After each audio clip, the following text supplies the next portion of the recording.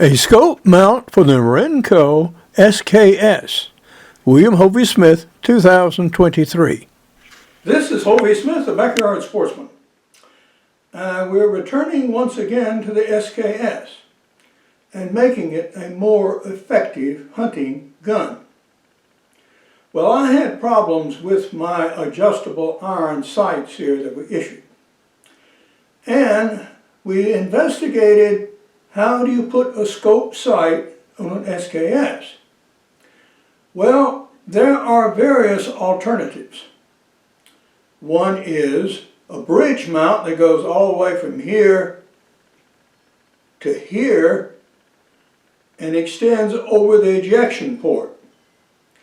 The problem with this is it deflects cases sometimes back down into the ejection and jams it. That's undesirable. Also, with the scope here, it makes it more difficult to load.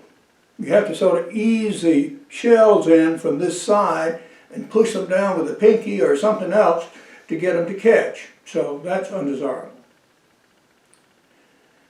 This dust cover here has no part in the mechanics of the action. It's stable. It does not move during firing. Well, and it seemed to me that this would be the place to mount a short scope if you were going to mount one at all. Well, this concept was not original to me. And in fact, after I had thought about it, I looked online for scopes, mounts for SKSs, and people had already done it, and done it for a long, long time. I also found on eBay a mount here that was detachable, did not require any modification to the gun. Actually, Yugoslavian issue, steel, and the mountain bases, he wanted $526 for it. Well, I'm sorry, I'm not going to pay $526 for something that may or may not fit this gun. But we did find others.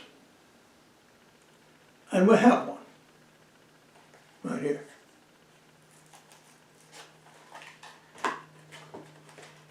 This is Chinese made.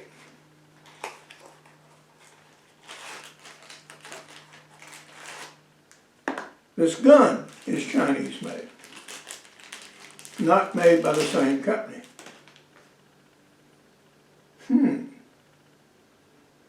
I'll give you a closer look at it in a bit. You have the same look of the gun, and you have not altered the gun in any significant way. This is removed, it's kept. If you want to sell the gun as an original, okay, just slip this back on, and you take this off with a scope whenever you don't need it. And it also provides a see-through capability for the iron sight. So if you got really close range in a hurry, you can use the iron sights for bang. If you need a little longer, you just lift your eye a little bit, look through the scope, and then you can nail it precisely. Now, you want something short to go here. And looking online, we found something short to go there, several things, some of which I did not want.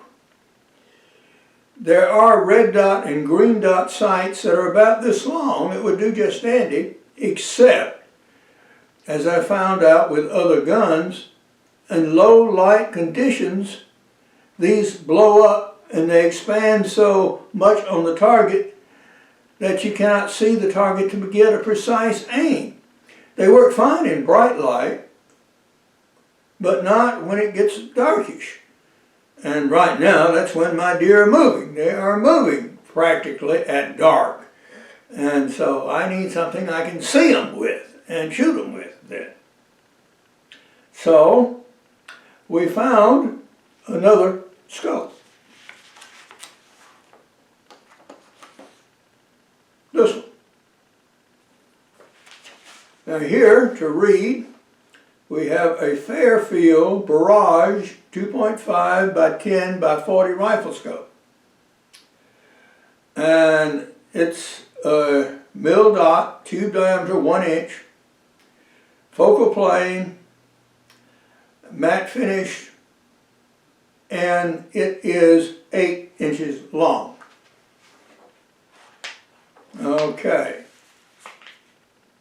8 inches. Well, that's shorter than mini.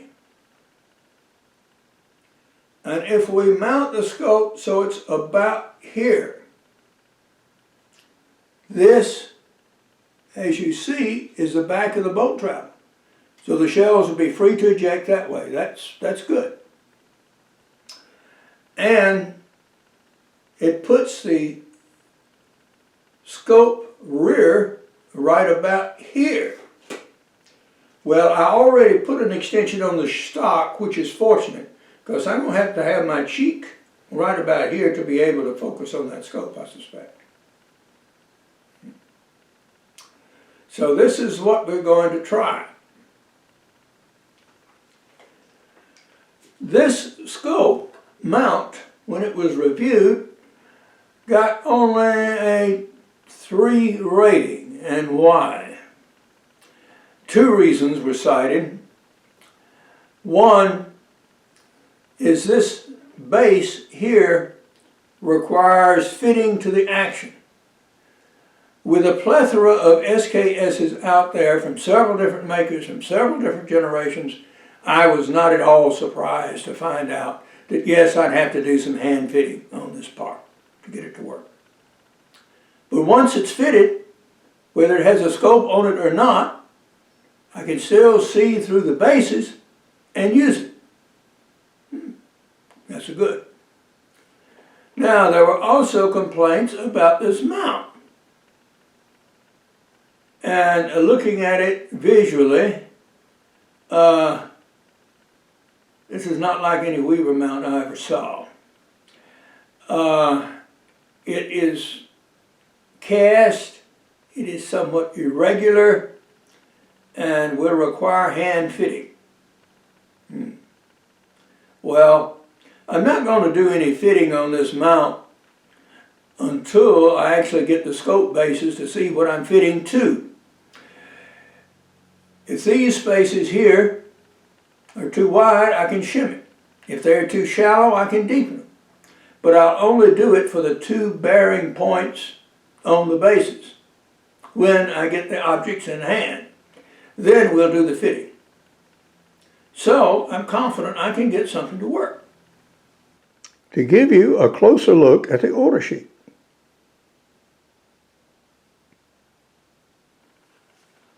Looking at them from the top, we see this limb here versus this limb here.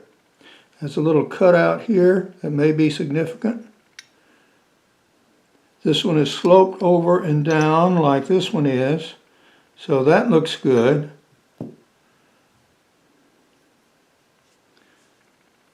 Turning over,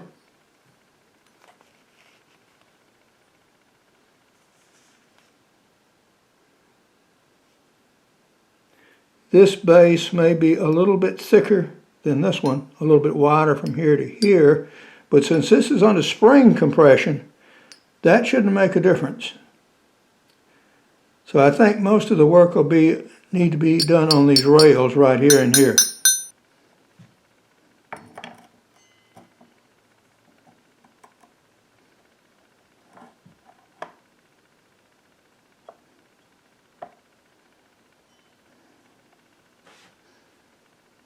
Okay.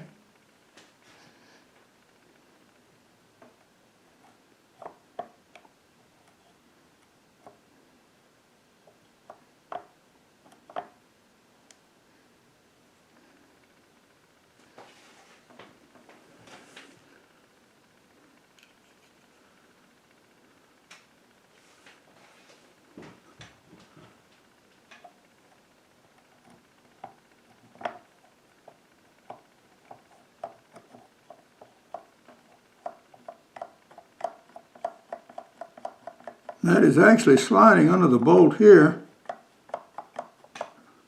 What's happening back here?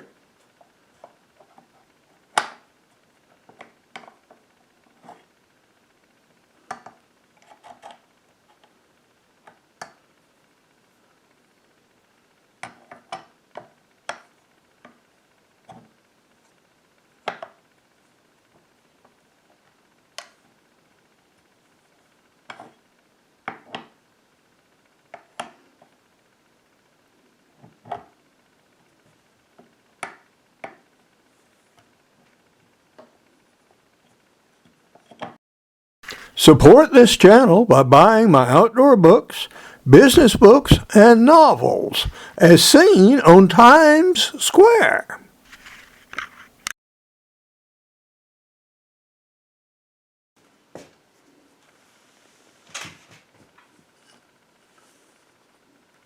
On this rear lug, the casting has left a very small ridge right there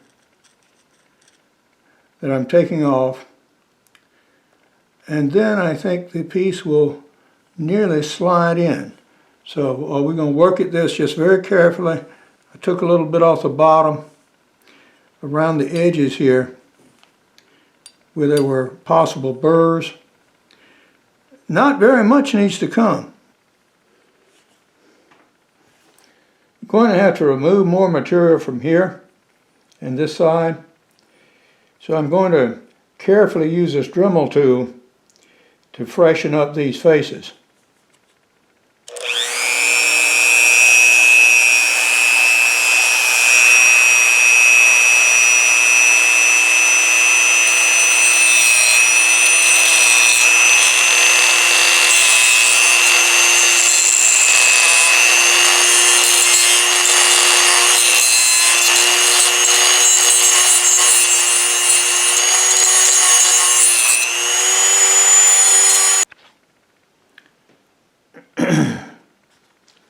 With careful work with the Dremel tool and with the file, we now have the rear block where, yeah, it will fit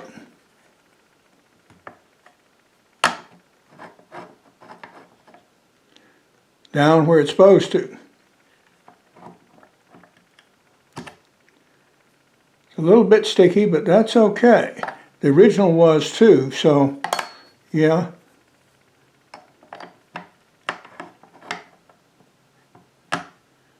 Yeah, that's as it should be. What we have here is this whole assembly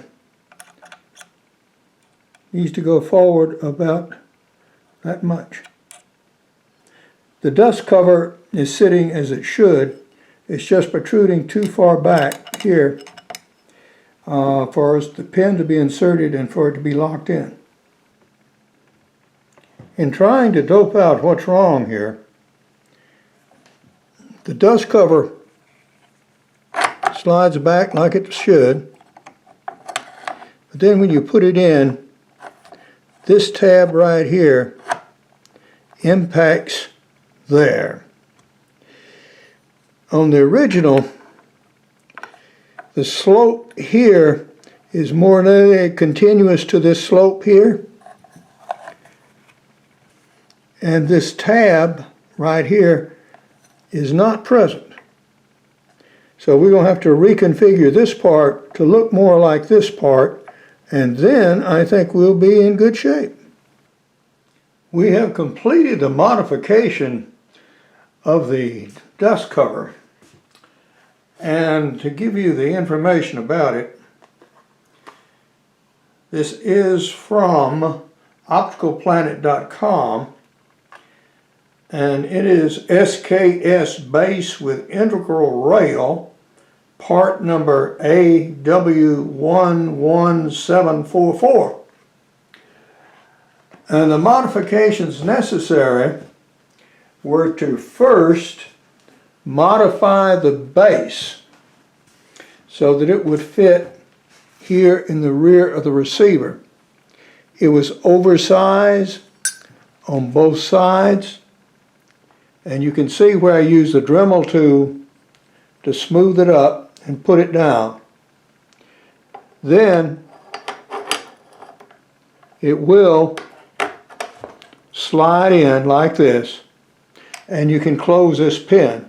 Of course, I have not put in the operating spring here, but that allows you to put it on. It's retained by the bolt on the front, by this pin in the back, and this will allow you to see through and use the iron sights. So that was as it was planned. Now in a future episode we will actually mount the scope on it, but for right now I'll use the gun just like it is.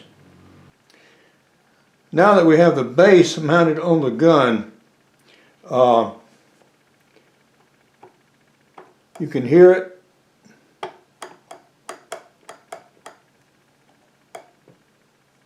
It is a little wiggly, particularly toward the front.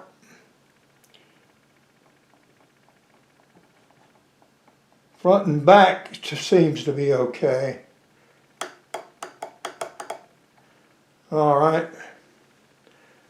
Well, the general criticisms of this particular mount are that it's a good idea, but not especially well executed, and I would certainly agree with that. And when we get the scope, we'll mount it on and show you what we have to do to get that one installed. But for now, we have it ready to go. So yeah, functions fine, and we can load it up, use the tunnel here to see the metallic sights, and we can go hunting with it this evening.